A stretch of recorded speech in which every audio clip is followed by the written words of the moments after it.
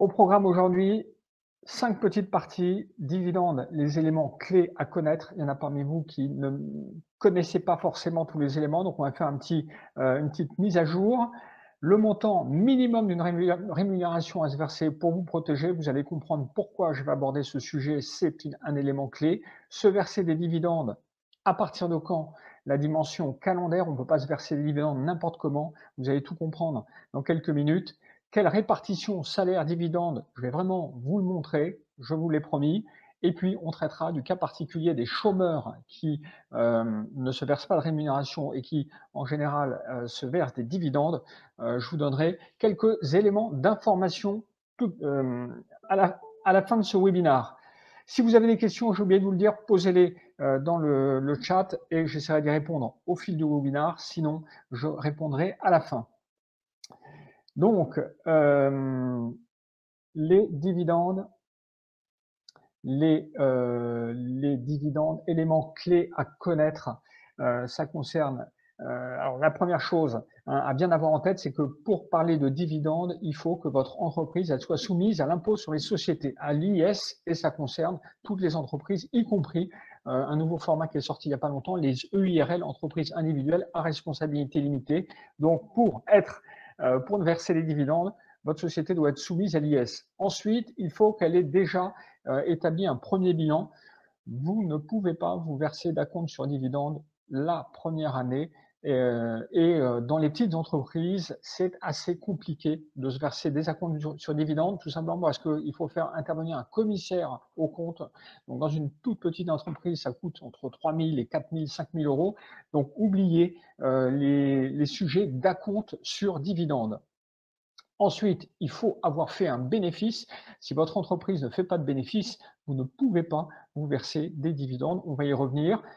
Les dividendes, autre élément important, ils sont répartis de manière proportionnelle entre tous les actionnaires. Donc, si vous avez 60% du capital de votre entreprise, vous ne pourrez pas prendre 100% des dividendes. Si vous versez des dividendes, il faudra se les répartir entre les différents actionnaires et donc partager avec vos associés et vos actionnaires. Les dividendes, ne l'oubliez pas, ils rapportent en termes de droits sociaux zéro. C'est-à-dire que les impôts que vous allez payer, et pour certains, on va le voir, les cotisations sociales que vous allez payer sur vos dividendes, elles ne vous apportent aucun droit, contrairement aux rémunérations. Ça, c'est un élément très important parce que lorsque on se verse des rémunérations, quelque part, on cotise à un système dont on bénéficie sous forme d'avantages sociaux, avantages retraite, avantages protection sociale, sécurité sociale, alors que lorsque vous cotisez pour des dividendes, vous ne récupérez rien. Donc ça aussi, c'est un élément fondamental qu'il faut avoir en tête. Les dividendes, c'est à fond perdu pour ce qui est de la fiscalité. Enfin, les dividendes, ils sont imposés à l'impôt sur le revenu dans la catégorie des revenus de capitaux mobiliers. Voilà. Donc, chaque année, vous déclarez sur votre déclaration de revenus vos différents revenus. Il y a une catégorie pour les dividendes et euh, ils sont imposés à l'impôt sur le revenu avec la possibilité d'être plafonnés à 30% avec ce qu'on appelle la flat tax. Donc, très précisément, l'imposition aux dividendes, elle varie entre 19 et 30%. On en reparlera. Mémorisez ces 6 points parce que déjà, je suis certain que parmi vous, il y en a qui se disent « Ah, j'y ai pas forcément droit cette année ». Bon, restez malgré tout, car je vais vous montrer ce que vous pouvez faire malgré tout. Bon, alors la première question à se poser, c'est la plus importante avant de penser arbitrage, c'est combien ai-je besoin chaque mois pour vivre? Parce que à cette question, il va falloir apporter la réponse et notamment la première année, vous l'avez vu, vous ne pouvez pas vous distribuer de dividendes. Donc la première année, vous êtes obligé de vous verser une rémunération. Commencez par vous verser une rémunération qui couvre vos besoins courants. D'accord? Ne pensez pas à optimiser, ne pensez pas à splitter rémunération dividende dès la première année et même dans le courant les années suivantes, vous devez absolument vous verser une vraie rémunération. Voilà, donc l'arbitrage, il va se faire au-delà de vos besoins courants. Pourquoi? Eh bien parce que en vous rémunérant, vous allez, première chose, valider des trimestres de retraite. Alors, si vous êtes jeune, c'est peut-être pas votre priorité, mais je vous l'assure, ça l'a pas été pour moi pendant 10, 15 ans. Et puis un jour, je me suis réveillé, j'avais passé la cinquantaine, ça m'est arrivé, et oui, il n'y a pas longtemps, mais quand même. Et là, d'un seul coup, on commence à se penser à cette espèce de concept assez abstrait jusque-là, qui est la retraite. Alors, on commence à y penser un peu avant, mais bon, depuis très longtemps, on entend dire que les systèmes de retraite vont craquer, vont disparaître, que pour finir, tout l'argent mis dans le système va disparaître. Là-dessus, moi-même, j'étais un fervent attaquant contre le système de retraite français, et avec le recul, ayez en tête que notre système à répartition, il a un avantage, c'est que s'il y a une crise financière, si la grosse crise financière, la big one que tout le monde attend arrive, eh bien, la force du système par répartition, c'est que le système redémarrera très vite puisqu'il n'y a pas d'argent investi dans des fonds de pension, il y a très peu d'argent qui est capitalisé, contrairement au système anglo-saxon. Donc, on n'est pas là pour ça, mais pour vous dire que la retraite, malgré tout, c'est un système qu'il faut alimenter, et vous devez être attentif à la validation de votre trimestre de retraite en vous versant, vous voyez, c'est marqué dessus, en vous versant au moins 7 715 € par an de rémunération, soit 643 € net par mois, pour valider votre trimestre de retraite. Et puis la deuxième chose, c'est que la rémunération, elle permet de se constituer donc un complément de rémunération, une forme de rémunération, ce qu'on appelle les rémunérations différées. Donc, eh bien, il y a une pension de retraite lorsque vous aurez atteint l'âge. Donc, cette pension, elle dépend évidemment de l'argent que vous allez cotiser, du montant de vos cotisations, donc de vos rémunérations tout au long de votre carrière. Donc, quand vous choisissez de vous verser une rémunération, eh bien, au-delà de l'aspect purement financier, il y a quand même cet aspect rémunération différée, 643 € net, Émeric, net. Eh bien, il y a cette rémunération différée qu'il faut intégrer dans votre arbitrage. Ce n'est pas qu'un arbitrage financier dans un premier temps. On va arriver à l'arbitrage financier ensuite, mais dans un premier temps, ayez une vision globale et pensez à vos droits retraite. La troisième chose, c'est qu'en vous versant une rémunération, là aussi minimum, vous ouvrez la protection du système de la sécurité sociale française. Si vous versez que des dividendes chaque année, eh bien vous allez perdre tout système de protection de l'assurance maladie, des allocations familiales, etc. Il est beau notre système, il coûte très cher, donc ce serait dommage de ne pas en profiter, raison pour laquelle vous devez absolument vous verser une rémunération. Enfin, en vous versant une rémunération, vous offrez la possibilité de cotiser à une mutuelle ou une prévoyance. J'ai vu des entrepreneurs qui avaient opté, avant de me rencontrer, évidemment, opté pour des distributions pendant plusieurs années, 100% dividendes. Et qu'est-ce qui s'est passé? Eh bien, lorsqu'ils ont voulu s'immatriculer, s'affilier à des régimes de mutuelle ou de prévoyance, euh, voilà, pour se faire rembourser leurs frais médicaux, eh bien, ça leur a été refusé parce que une caisse de une mutuelle ou une prévoyance, pour vous assurer, eh bien, elle vous demande une rémunération. Quel est le montant de votre rémunération? Et si vous ne vous versez pas de rémunération, pas de mutuelle, pas de prévoyance. Donc, c'est la raison pour laquelle je vous dis, première chose, versez-vous une rémunération à hauteur de vos besoins aujourd'hui. Alors pourquoi à hauteur de vos besoins aujourd'hui? Tout simplement parce que, je vous le dis, par rapport à la retraite, le jour où vous arriverez à la retraite, eh bien,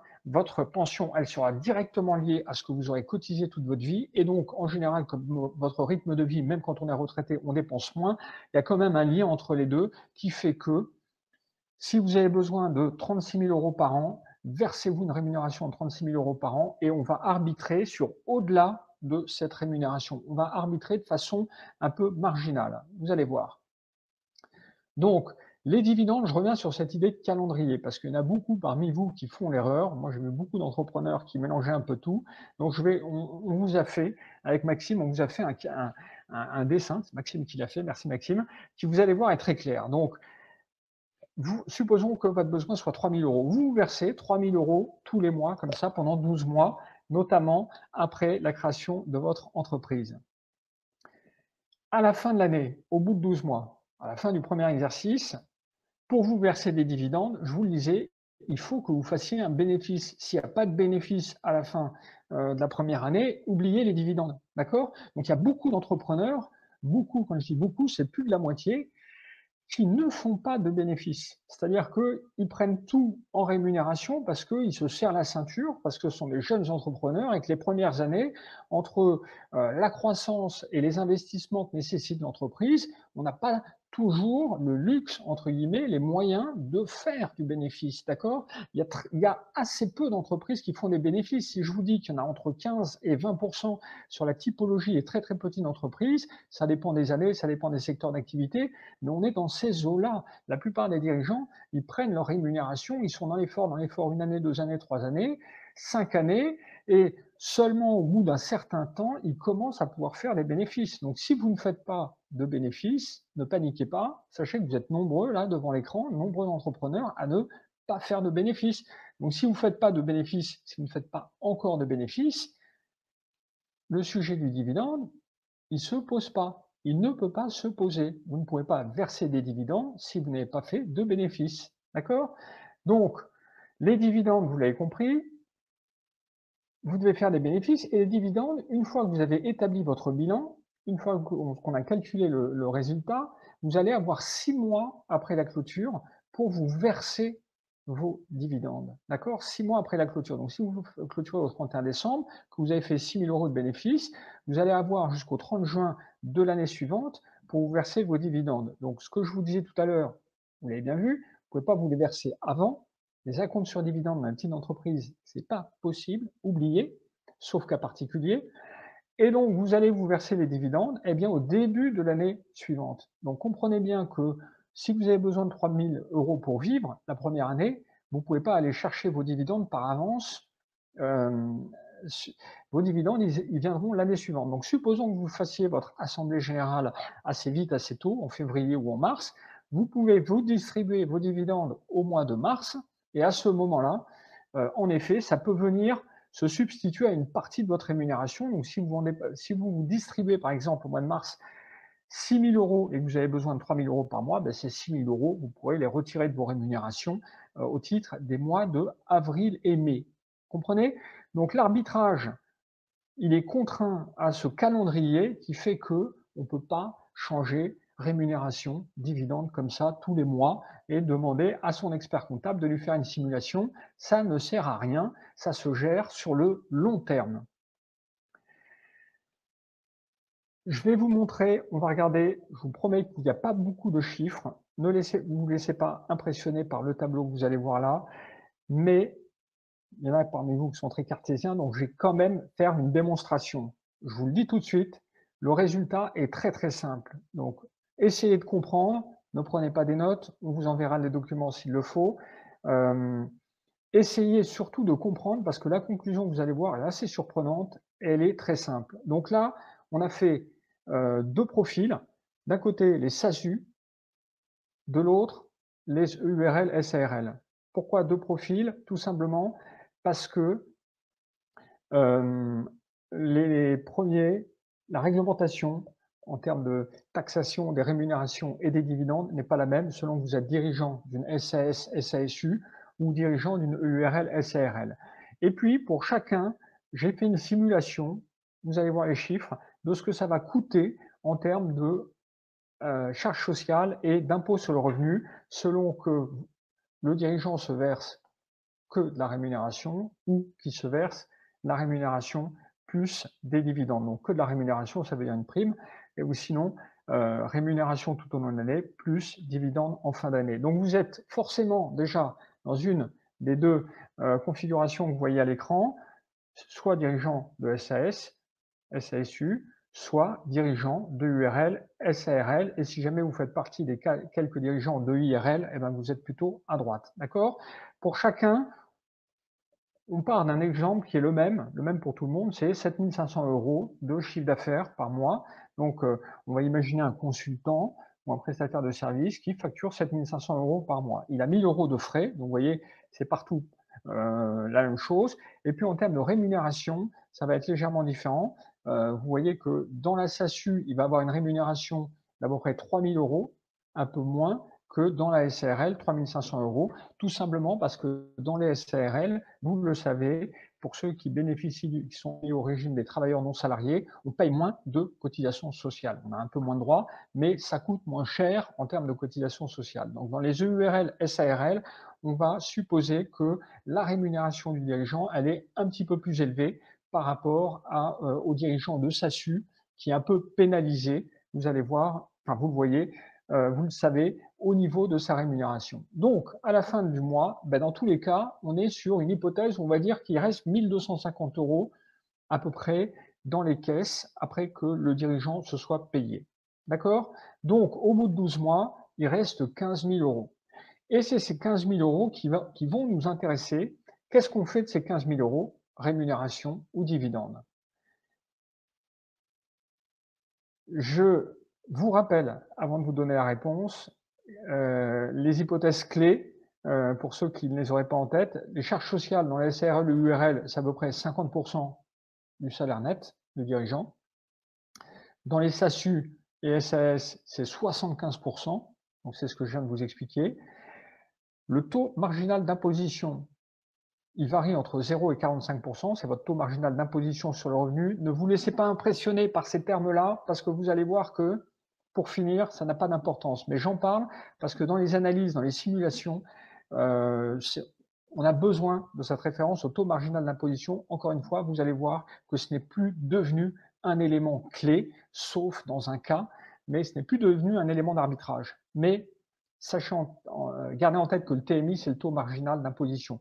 Et les cotisations sur les dividendes, très important, sachez que dans les SARL et les EURL, il y a des cotisations sociales sur les dividendes, c'est 45 au-delà de 10 du montant du capital social et du compte courant d'associé. C'est-à-dire que si vous êtes en SARL, EURL, que vous avez un capital de 10 000 €, eh bien, si vous versez des dividendes au-delà de 10 de votre capital, c'est-à-dire 1 000 €, si vous versez plus de 1 000 €, ces dividendes, ils vont être assujettis, ils vont être soumis à des cotisations sociales. D'accord? Donc, je vous donne ces quelques explications parce que dans le tableau qu'on va regarder, eh bien, c'est des éléments à retenir. Donc, on a 15 000 € à distribuer, hein. Vous retrouvez les 4 colonnes. Donc, dans le premier cas, les 15 000 €, si vous êtes dirigeant de SASU ou de SAS, que vous décidez de vous les verser en tant que rémunération prime, vous allez payer 6 430 € de charges sociales et vous allez vous verser une prime nette de 8 570 €. Il vous restera 6 256 €. Si vous décidez de tout vous verser en dividende, vous allez devoir payer de l'impôt sur les sociétés. J'ai supposé que c'était 15 parce que jusqu'à 38 120 € de bénéfices, ce n'est que 15 et non pas 33 ou 25 comme beaucoup le croient. 15 donc il reste 12 750 que vous pouvez distribuer. Vous les distribuez au titre des dividendes. En tant qu'actionnaire, vous allez payer la flat tax, cet impôt sur le revenu qui a tout changé, je vais vous en reparler après, mais c'est un élément qui simplifie tout, qui plafonne à 30 le montant de votre taxation. Et il vous reste 8 925 €.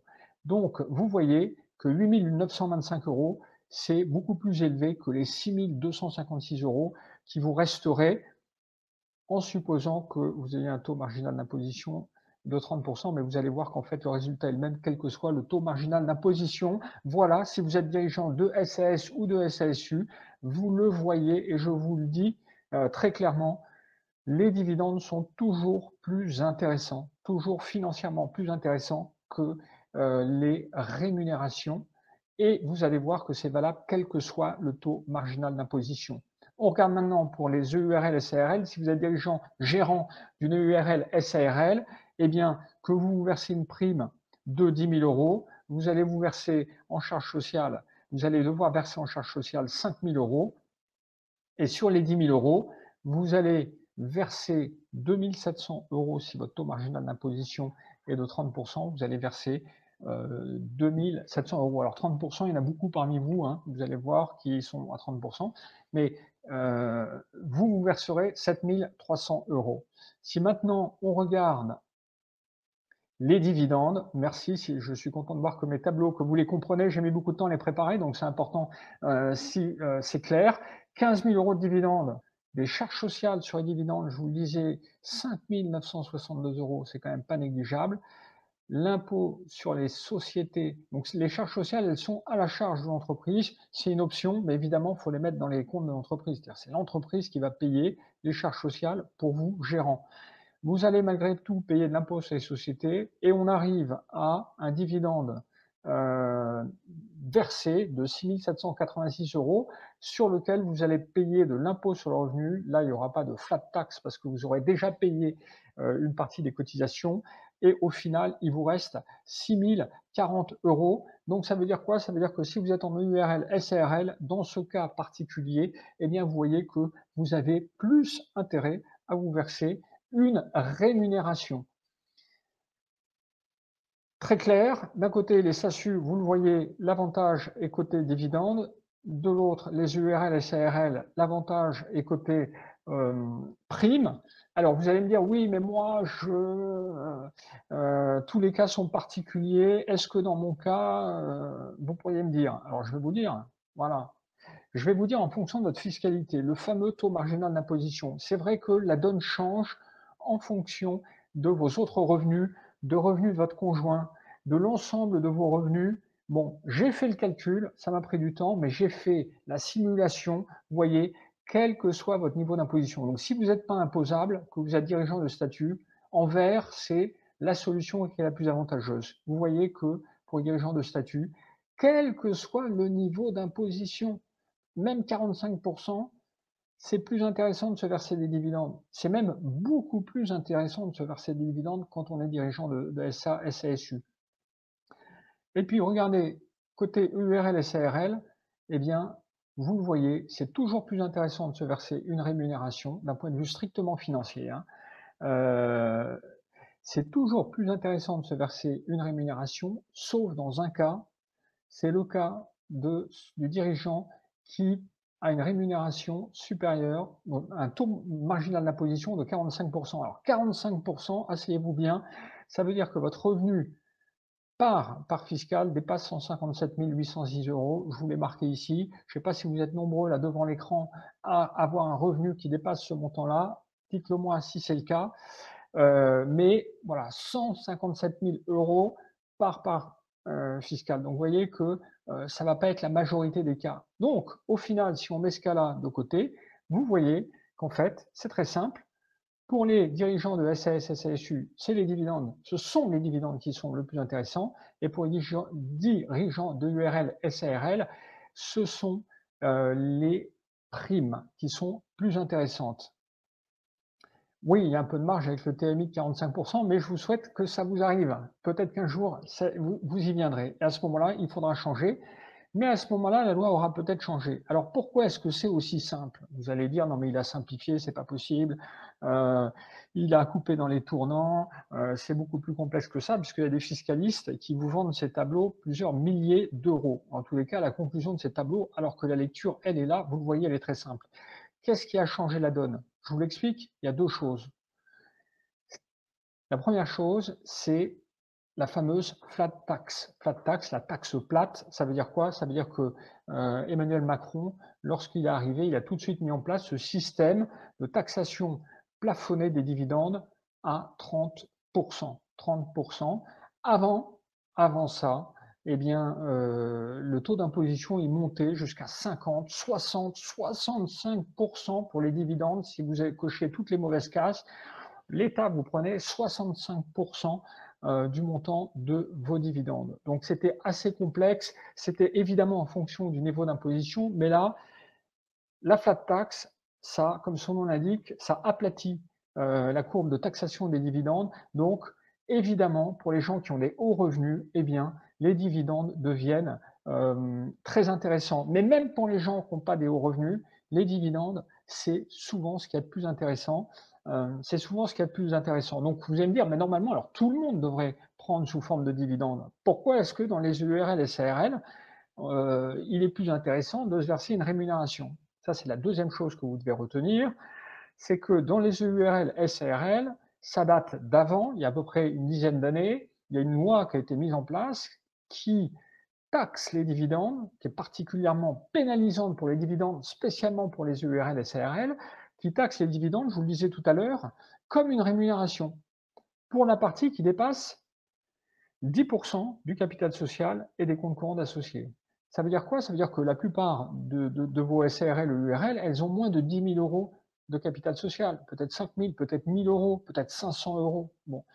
Ben, la loi dit que vous avez le droit de vous verser des dividendes qui ne seront pas taxés comme des rémunérations jusqu'à 10% du montant de votre capital social. Donc, même si vous avez 10 000 euros de capital, ça veut dire que vous pouvez vous verser jusqu'à 1 000 euros de dividendes par an sans payer de cotisation sociale, mais au-dessus, vous devrez payer des cotisations sociales. Donc, évidemment, tous les dirigeants de SARL ou URL, la plupart des dirigeants payent des cotisations sociales sur leurs dividendes. C'est une des raisons pour lesquelles il y a de moins en moins de gens qui choisissent l'URL et la SRL comme statut, alors que, franchement, il y en a assez peu qui se versent des dividendes. Donc, les gens sont prudents, optimistes, on va dire.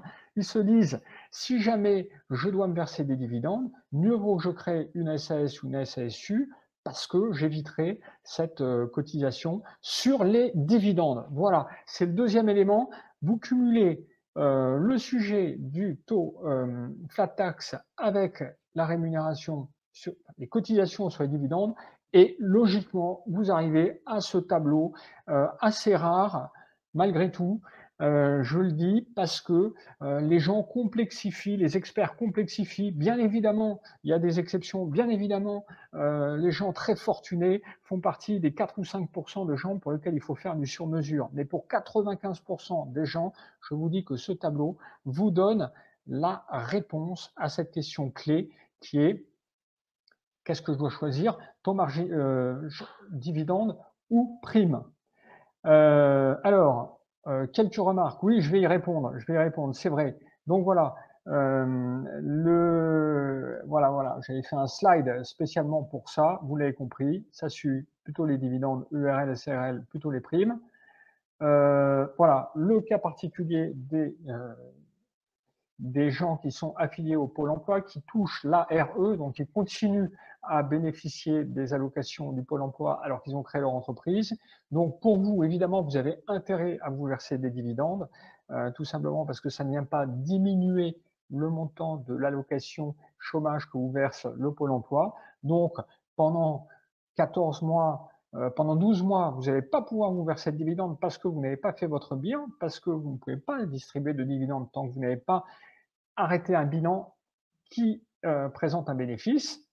Et puis, au bout de 12 mois, vous clôturez vos comptes, vous vous versez des dividendes le 14e mois, vous attendez la fin de l'art, et puis après, donc au bout de 24 mois, si vous avez touché l'ARE pendant 24 mois, eh bien à ce moment-là se posera la question de savoir si vous restez en SAS ou si vous vous transformez en EURL. Il y en a beaucoup qui, au bout de la période de perception de l'ARE, eh bien se transforment à ce moment-là en EURL pour pouvoir se rémunérer en payant le moins de cotisations sociales. Avec un petit rappel concernant le sujet de la mutuelle, parce qu'on voit beaucoup de créateurs d'entreprises qui sont inscrits à l'ARE, au Pôle emploi, qui bénéficient de l'ARE et qui, attention, au bout de 12 mois, ne peuvent plus bénéficier de la mutuelle, même si l'un d'entre vous m'a fait remarquer il n'y a pas longtemps qu'il y avait la possibilité de réactiver auprès des mutuelles, de demander un délai supplémentaire de 12 mois. Voilà, là on sort un peu du sujet du jour. Voilà, je vais maintenant répondre à toutes les questions. Alors, il y en a plusieurs. Donc, j'ai vu une question. Oui, c'est vrai que les tranches, le taux moyen, taux marginal d'imposition, très précisément, c'est 11%, 30, 35, 45, c'est pas 10%, c'est 11%. Je m'en suis aperçu juste avant d'emballer ou du moins d'activer le support. On l'a terminé un peu tard. Donc, oui, excusez-moi pour l'erreur. Voilà, pour mémoire, sur la portabilité de la mutuelle, gratter 12 mois supplémentaires. Oui, Frédéric, j'en ai parlé, donc je me suis souvenu de ce que vous m'aviez dit. C'est vrai, même si c'est pas tout à fait ma spécialité, je suis pas expert en mutuelle, mais enfin, vous pouvez, si vous êtes au chômage, réactiver pendant 12 mois. Frédéric Masson, qui fait partie de la communauté, est déjà intervenu sur le sujet. Le taux marginal d'imposition, c'est 41% et non pas 40%. C'est vrai. Sachez que dans nos tableaux de calcul, on a bien mis 11% et 41%. Donc, on sera plus précis la prochaine fois. Ensuite, une prime, c'est un salaire exceptionnel, URL, SARL, oui, c'est un peu ça. C'est un salaire exceptionnel, c'est une rémunération exceptionnelle. Alors, si vous êtes gérant d'une SARL, sachez que la prime, normalement, elle est quand même soumise à l'autorisation de vos associés. Vous ne pouvez pas vous rémunérer comme ça. Il faut qu'il y ait une décision de l'Assemblée générale, alors dans les SARL, qui vient valider les primes que vous vous êtes versées. Donc attention, si vous êtes seul dirigeant dans votre EURL ou SASU, vous faites un peu ce que vous voulez, vous versez vos primes comme vous l'entendez. Si vous avez des associés, il faut bien évidemment leur poser la question. Peut-on, on peut suspendre le salaire 1 ou 2 mois, décision de l'associé unique ou décision des associés. On peut tout faire à partir du moment où c'est décidé par l'Assemblée générale. On peut donc distribuer des dividendes de l'AG en N+1. Eh bien, c'est toujours N+1. Les dividendes sont toujours distribués en N+1, puisqu'encore une fois, le dividende, c'est une affectation du résultat que vous avez fait au cours d'un exercice. Par exemple, en 2020, vous avez clôturé vos comptes, par exemple, au 30 septembre 2020, vous avez clôturé. Eh bien, vous constatez un résultat, un bénéfice, et vous avez 6 mois après la date de clôture de vos comptes, donc 6 mois après le 30 septembre, donc ça nous met au 31 mars, pour distribuer vos dividendes. D'accord ? Autre question, les 643 €, c'était net, donc ça, je vous ai répondu. Voilà. Et le sondage, est-ce que le sondage, eh bien oui, alors je ne sais pas si vous le voyez, mais donc en effet, ça confirme ce que je vous disais. 29% quand même qui ont distribué des dividendes, eh bien c'est un peu plus que ce que je vous annonçais, mais ils disent qu'ils n'en ont pas encore distribué. Bon, ça va arriver, je vous souhaite que ça arrive, parce qu'évidemment, quand il y a des dividendes, ça veut dire qu'il y a du bénéfice. Voilà.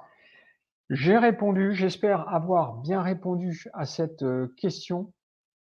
En tous les cas, de vous avoir éclairé, de vous avoir aidé à cette question. Alors bien évidemment, on pourrait débattre et approfondir le sujet pendant de nombreuses heures. L'objectif, c'était de dégrossir le sujet, de vous aider à avoir, pour votre cas personnel, un début de réponse, pour démystifier cette espèce de grosse question. En tous les cas, pour le moment, retenez qu'elle est assez simple. Elle est assez simple. Il est assez simple d'y répondre parce que flat tax et parce que charge sociale sur les dividendes. Si la réglementation bouge, eh bien, évidemment, il faudra revoir toutes les matrices, toutes les grilles d'analyse et de lecture. Mais pour le moment, la grille de lecture, elle est simple, vous l'avez vue, et si vous souhaitez qu'on vous la communique, demandez-la nous, je vous la transmettrai. Et pour le reste, eh bien, pour les abonnés Sobiz, eh bien, c'est des choses qu'on pourra partager ensemble. Si vous souhaitez que je vous accompagne, que nos équipes vous accompagnent dans vos distributions de dividendes, on le mettra en place, vos versements de primes. Là aussi, on sait faire et on vous aidera dans ce sens-là.